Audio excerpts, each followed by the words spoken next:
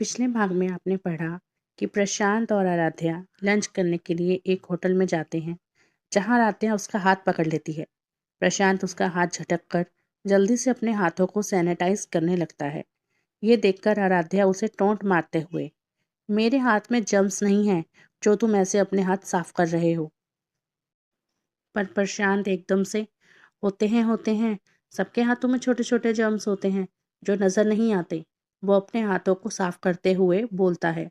ये सुनकर आराध्या अपना माथा पीट लेती है। वो मन में, अभी ये सफाई का कीड़ा मुझसे ये ना कह दे कि खाने से पहले थोड़ा थोड़ा सैनिटाइजर भी पीना है। आराध्या पता नहीं मन ही मन क्या क्या सोचे जा रही थी।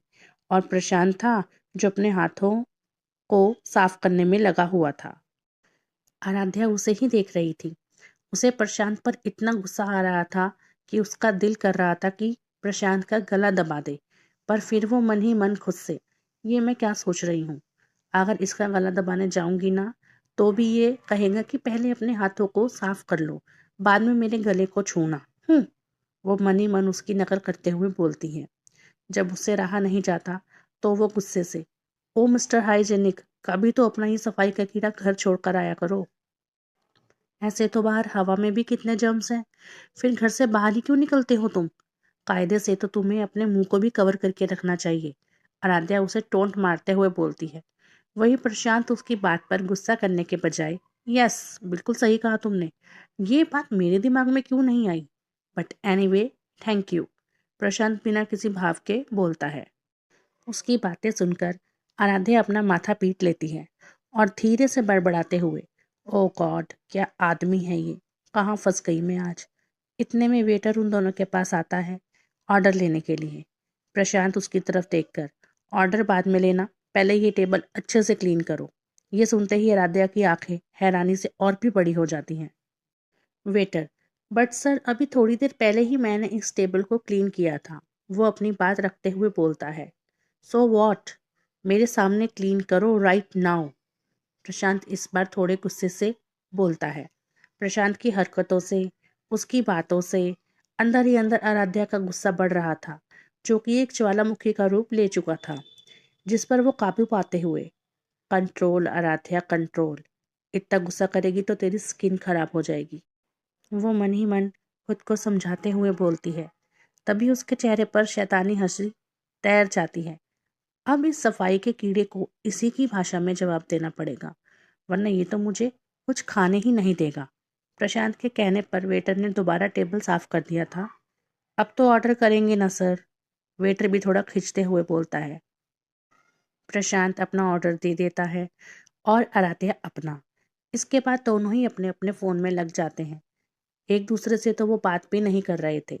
देखने में ऐसा लग रहा था जैसे एक दूसरे को जानते भी नहीं हैं। उधर घर पर शकुंतला और पुष्पा दोनों फोन पर बातें कर रही थी कि आज बहाने से दोनों को साथ घूमने भेजा है, हो सकता है दोनों में दोस्ती हो जाए। वो दोनों अपनी ही प्लानिंग में लगे हुए थे। अब इन दोनों को कौन बताए कि दोस्ती तो दूर की बात, वो दोनों तो आपस में बात भी नहीं कर रहे। खैर, वेटर दोनों का ऑर्डर लेकर आ जाता है। अनाध्या प्रशांत का खाना देखती है। बिल्कुल ही बोरिंग सा खाना, जो देखने में बिल्कुल भी टेस्टी नहीं लग रहा था। और प्रशांत आराध्या की चाउमीन को देखकर मन में, कितनी अजीब लड़की है ये, इसे यही नहीं पता कि लंच में क्या खाना चाहिए और क्या नहीं। ओह गॉड, कहाँ फंस गया हूँ मैं। वो मन ही मन आराध्या को कोसते हुए ये सब बोल रहा था। वेटर दोनों का ऑर्डर रखकर चला जाता है। जब प्रशांत से नहीं रहा जाता तो वो बोल ही पड़ता है, तुम लंच में चाउमीन खाओगी, कुछ और नहीं मिला तुम्हें? आराध्या अपनी चाउमीन में चम्मच को गोल गोल घुमाते हुए प्रशांत की तरफ देखकर, मेरी छोड़ो, मैं तो कुछ भी खा लूंगी, मुझे फर्क नहीं पड़ता, पर तुम बताओ, तुम खा पाओगे ये सब?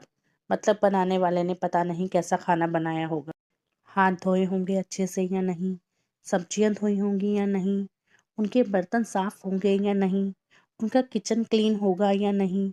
वो जानबूझकर प्रशांत की टांग खींचते हुए बोलती है, तुम्हें तो ये सब सोचना चाहिए ना मिस्टर हाइजेनिक। इतना कहकर वो आराम से अपनी चाउमीन खाने लगती है।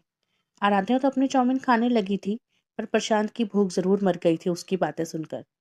जैसे ही वो पहला निवाला खाने लगता है, तभी आराध्या की बातें उसके कान में शोर करने लगती हैं कि पता नहीं बनाने वाले के हाथ साफ होंगे या नहीं, सब्जियां साफ होंगी या नहीं, वगैरह वगैरह। ये सब याद आते ही खाते खाते उसके हाथ रुक जाते हैं और वो अपनी चम्मच नीचे रख देता है। आराध्या आराम से अपनी चाउमीन खाते हुए उसे देख रही थी और खूब इंजॉय कर रही थी।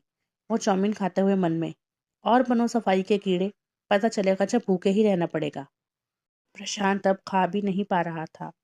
राध्या उसे देखते हुए मन में, ये नहीं कि चुपचाप खा ले, पर नहीं, ये और इसकी सफाई, कैसा पागल है, भूख लग रही है पर खा नहीं रहा। अब आराध्या को उसके लिए बुरा भी लग रहा था। प्रशांत बहाने से अपना फोन कान पर लगाकर वहां से उठ जाता है। कुछ देर में आराध्या भी अपनी चाउमीन खत्म कर लेती है। प्रशांत का खाना वैसे का वैसे ही रखा हुआ था। प्रशांत फोन पर बात करते करते बाहर निकल जाता है। आराध्या बिल पे करने जाती है, पर तब उसको पता चलता है कि बिल तो प्रशांत पे कर चुका है। वो भी उसके पीछे बाहर जाती है। प्रशांत अपनी गाड़ी के पास खड़ा फोन पर बात कर रहा था। देखिए मिस्टर देसाई, किसी खास काम की वजह से आज की मीटिंग कैंसिल करनी पड़ी, बट कल आपको कोई शिकायत नहीं होगी। जी जी बिल्कुल, गुड डे। इतना कहकर वो फोन कट कर देता है। ये दादी भी ना, ये कहते हुए वो पीछे पलट कर देखता है तो आराध्या को अपने पीछे पाता है, जो कि कब से उसकी बातें सुन रही थी। चले, वो अपनी गाड़ी में बैठते हुए बोलता है।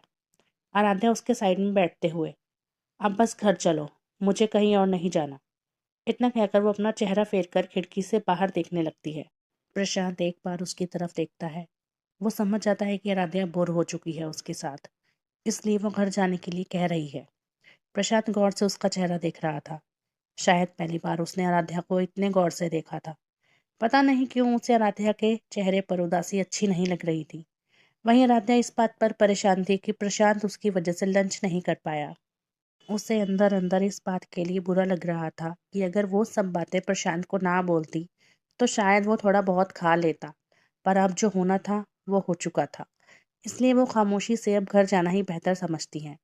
प्रशांत भी खामोशी से अपनी गाड़ी चला रहा था। तभी आराध्या की नजर एक शॉप पर पड़ती है।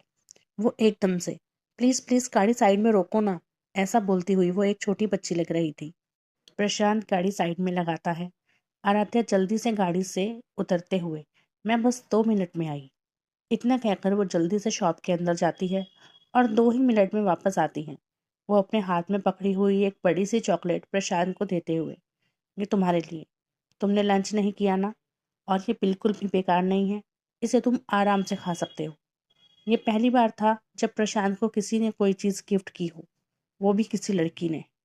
वो आराध्या के हाथ से चॉकलेट ले लेता है क्योंकि उसे बहुत भूख लग रही थी, और जल्दी से उसे खाने लगता है। वो रैपर खोलकर जैसे ही एक बाइट लेने लगता है, तभी आराध्या एकदम से, एक मिनट, इसे सैनिटाइज तो कर लो पहले, वो उसे छेड़ते हुए बोलती है, और फिर एकदम से खिलखिलाकर हंसने लगती है। इस बार तो उसकी बात पर प्रशांत भी मुस्कुराए बिना नहीं रह पाता। आज तो सिर्फ पहला ही दिन था जब प्रशांत आराध्या के साथ था, और पहले ही दिन उसके खड़ूस से चेहरे पर मुस्कान आ गई। आगे तो अभी बहुत कुछ होना बाकी है। अभी तो और भी धमाके होने हैं जो कि आपको ज़रूर पसंद आएंगे।